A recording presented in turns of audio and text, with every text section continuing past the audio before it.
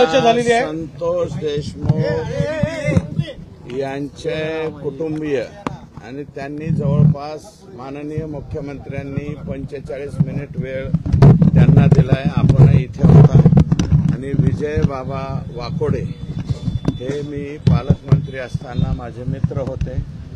दुर्दैवानं त्यांचा जो अंत झालेला आहे, जे परभणीमध्ये वातावरण झालं होतं ते शांत करण्यासाठी जी धावपळ केली गेली, त्या धावपळीमध्ये त्यांचं दुर्दैवानं निधन झालं. आणि या बाबतीमध्ये मी नाही, सभागृहामध्ये माननीय मुख्यमंत्री महोदयांनी सांगितलं होतं आणि सभागृह संपल्याच्या नंतर मी स्वतः परभणीला गेलतो. परभणीला बाबांच्या घरी गेल्याच्या नंतर सर्व कुटुंबियांनी विनंती केली होती, मी स्वतः, की आपण सर्वजण, मी साहेबांची वेळ घेतो, साहेब आपल्याला वेळ देतील, आपण मुंबईला यावं. त्याप्रमाणे कुटुंबीय आणि तिथले माजी आमदार आदरणीय सुरेशदादा देशमुख, सोन कांबळेजी, माजी महापौर आणि बाबांचे थोरले चिरंजीव, धाकटे चिरंजीव सर्वजण आले. एक मुलगा त्या ठिकाणी शासनामध्ये घेण्याच्या बाबतीमधलं साहेबांनी आश्वासन दिले आणि जे स्थळ हे आता आंदोलन स्थळ होईल, स्फूर्ती स्थळ म्हणून ज्या ठिकाणी बोर्ड लावला गेलेला आहे विजय बाबांच्या अंत्यविधीच्या दिवशी, ते दोन्ही आश्वासन साहेबांनी या ठिकाणी दिलेले आहे. आणि जे मुलांचा काहीही संबंध नाही आंदोलनामध्ये आणि त्यांची नावं FIR मध्ये आलेली आहेत, चार्जशीटमधून जे फक्त ऍक्शन मोडमध्ये आहेत तेवढ्यांच्या वरतीच कारवाई होईल. इतर मुलांच्या वरती जे अनुकंपा धारकास पात्र आहेत, नोकरीस पात्र आहेत, अशा मुलांच्या वरती जे काही गुन्हे दाखल झालेले आहेत, सीएम साहेबांनी सांगितलं की ते सर्वच्या सर्व चार्जशीटमधून वगळण्यात येतील, हेही आश्वासन दिलंय. आणि संतोष देशमुखच्या बाबतीमध्ये एकाही व्यक्तीला सोडलं जाणार नाही, जो कितीही मोठा असो, काहीही असो. आणि ते मला वाटतं त्यांचे बंधुराज हे आपल्याला या ठिकाणी बोललेत. बऱ्याचशा बाबी अशा आहेत की आज तपास यंत्रणा हे असल्यामुळं काही गोष्टी मीडियाच्या पुढे बोलून तपासामध्ये काही अडचणी निर्माण होऊ नयेत अशा प्रकारचं काही मी वक्तव्य या ठिकाणी करणार नाही. धनंजय देशमुख जे बोलले त्याच्याशी मी समर्थन आहे. फक्त याच्यामध्ये इन्व्हॉल्वमेंट ज्यांची येईल ते सगळ्याच्या सगळे आतमध्ये जातील अशा प्रकारचं आश्वासन माननीय मुख्यमंत्र्यांनी त्यांना दिलंय. राजीनामाची मागणी अजून पकडून धरली आहे. हे बघा, धनंजय मुंडेंच्या राजीनाम्याची मागणी आम्ही करायला इथं आलेलो नाही. कुटुंबियांचं जे दुःख होतं ते सांगितलं. मूळतः संतोष देशमुख हा भारतीय जनता पार्टीचा 2019च्या निवडणुकीमध्ये प्रीतमताई मुंडे यांचाही बूथ प्रमुख आहे. त्याच वेळेसच्या निवडणुकीमध्ये नमिता मुंदडांचा बूथ प्रमुख आहे. कालच्या लोकसभेमध्ये तो पंकजाताई मुंडे यांचा बूथ प्रमुख आहे आणि आत्ताच्या निवडणुकीमध्ये नमिता मुंदडांचा परत बूथ प्रमुख.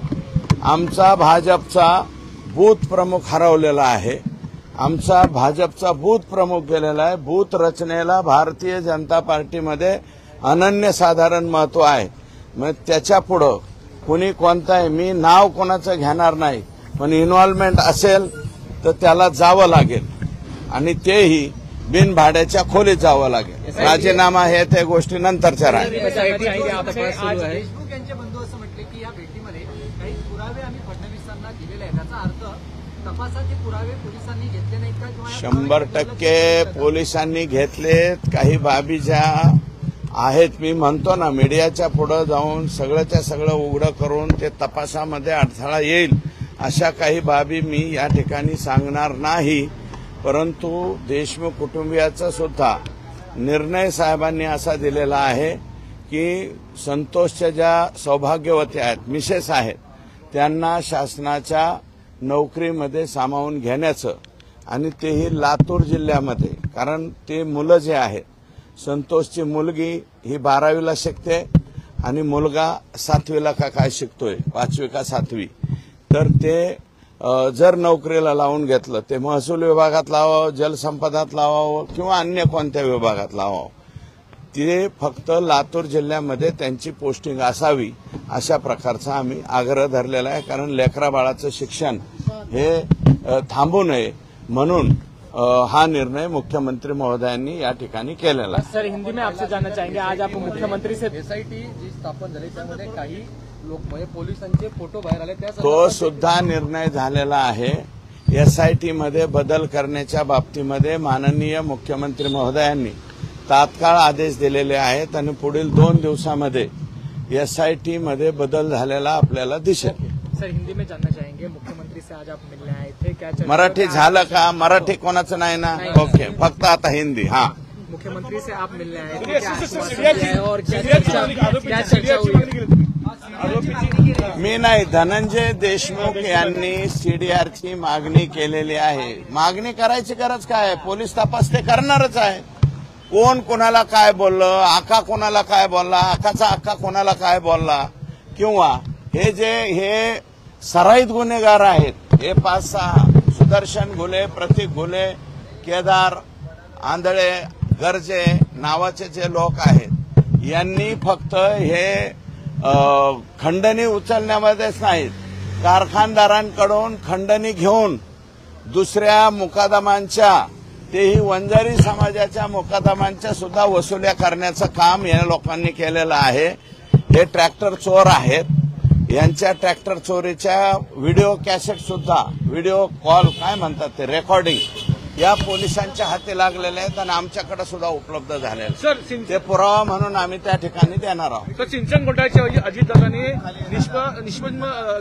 इन्क्वायरी व्हावी म्हणून राजीनामा दिला होता. आता अजितदादा मुंडेंचा राजीनामा घेत का नाही? स्वतःनी ते राजीनामा दिला होता.